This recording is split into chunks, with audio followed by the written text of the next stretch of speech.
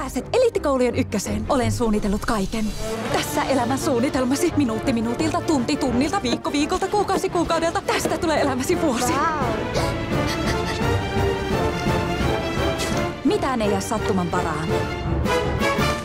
Olen täällä ylhäällä, hei! Sinusta tulee täydellinen aikuinen. Kiitos, äiti. Halusin vain palauttaa piirustuksesi. Etkö pitänyt siitä? Ei, pidin kovasti. Olipa kerran pikkuprinssi, jonka kotiplaneetta oli tuskin häntä itseään isompi. Luulin jo, ettei minun tarinani kiinnostaisi ketään. Piirtäisitkö minulle lampaan? Miksi autiomaassa oli lapsi? Eihän muilla planeetoilla ole mitään elämää. Se oli asteroidi P612. Vau. Pikkuprinssiä piti kovasti auringonlaskuista.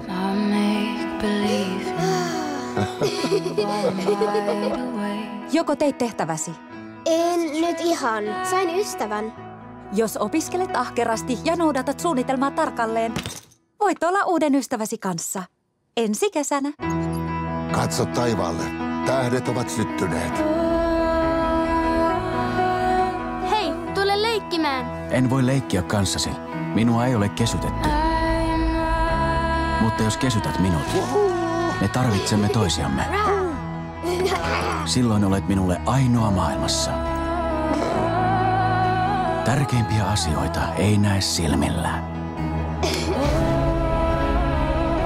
Kun lähdön hetki koittaa, minun on lähdettävä yksin.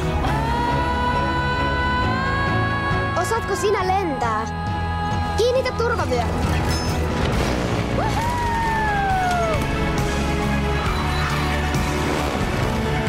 En enää halua kasvaa aikuiseksi. Aikuiseksi kasvaminen ei ole ongelma. Unohtaminen on. Pikkuprinssi. Sinusta tulee ihana aikuinen.